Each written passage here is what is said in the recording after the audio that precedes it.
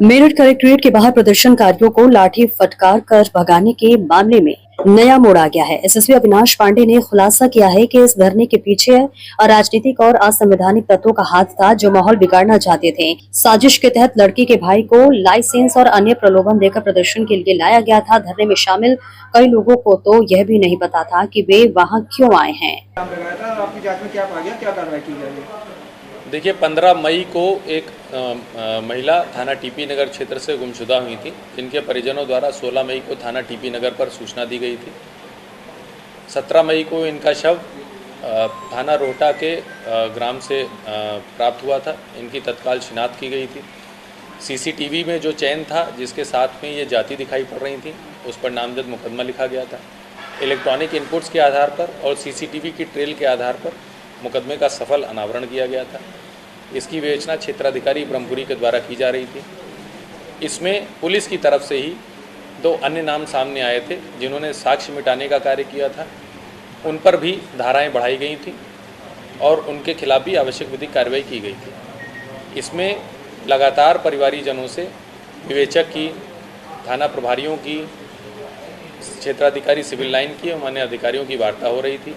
इनके द्वारा जो भी बिंदु उठाए गए थे उसका संतोषजनक समाधान किया गया था, परंतु कुछ अराजनीतिक तत्वों द्वारा, कुछ अवैधानिक तत्वों के द्वारा इनको भड़काया जा रहा था।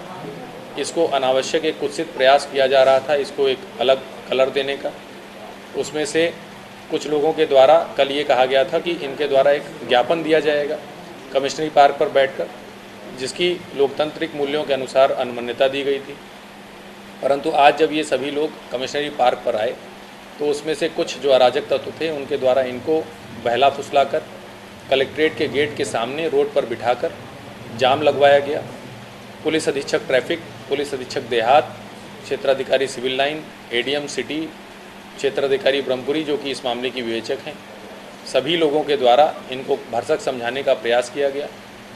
मैं आपको ये भी बता दूं कि कल जब क्षेत्राधिकारी ब्रह्मपुरी उनके घर गई थी, उनके परिवारीजनों द्वारा ये कहा गया था कि हम विवेचनात्मक कार्रवाई से पूर्णतः संतुष्ट हैं, जिसके वीडियो साक्ष्य हमारे पास मौजूद हैं।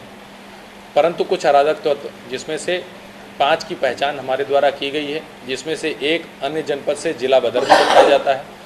एक व्यक्ति पर इसमें पूर्व में राष्ट्रीय सुरक्षा अधिनियम के तहत भी कार्रवाई हो चुकी है। एक व्यक्ति के ऊपर नोएडा जनपद में भी मुकदमा है। ऐसे लोग जो जनपद के बाहर से आए हुए थे, जिनका इस मामले से कोई लेना देना नहीं था। कई लोगों से जब ये वार्ता की गई तो उनको ये भी नहीं पता था कि प्रकरण क्या है। इसमें एक व्यक्ति जिसका नाम दिग्विजय सिंह भाटी बताया जा रहा है, उसके बारे में आपराधिक रिकॉर्ड हम लोग खोज रहे हैं। ये अमरोहा जनपद से जिला बदर बताया जा रहा है। इसके द्वारा लोगों को भड़काया गया। एक व्यक्ति रवि गौतम जो कि नोएडा जनपद का रहने वाला है, उसके द्वारा भी लोगों को भड़काया गया तथा लगातार पुलिस अधिकारियों के समझाने के बावजूद, प्रशासनिक अधिकारियों के समझाने के बावजूद भी ये रोड से नहीं हटे। बहुत देर हो जाने के उपरांत इनको वहाँ से हटाया गया है। इस प्रकरण में सुसंगत धाराओं में मुकदमा पंजीकृत किया जाएगा एवं आवश्यक विधिक कार्रवाई की जाएगी। सर, बताया जा रहा है कि इन्हें लालच दिया गया था कि तुम्हारे लाइसेंस बनवा देंगे। जी, ऐसी चीज़ें हमारे पास ऑडियो रिकॉर्डिंग भी उपलब्ध हैं, जिसमें लड़की के भाई को कुछ लोगों के द्वारा ये प्रलोभन दिया गया था। कई प्रकार के प्रलोभन दिए गए थे, लाइसेंस से लेकर अन्य प्रकार के प्रलोभन दिए गए थे। उस प्रकरण की भी जांच की जा रही है। हमारी जो जनपदीय सर्विलांस सेल है उसको भी लगाया गया है। ऐसे जितने भी लोग होंगे जो इसको अनावश्यक एक अराजकता का माहौल बनाने का प्रयत्न कर रहे थे, उन सभी के विरुद्ध आवश्यक कार्रवाई। किस तरीके से, जब ये आप बात इन्होंने मानी नहीं, तो किस तरीके से पुलिस को हटाना पड़ा इनको, और कितने लोगों को हिरासत में लिया गया है? अभी 5 लोगों को हिरासत में लिया गया है और जो न्यूनतम आवश्यक बल प्रयोग है वो किया गया है।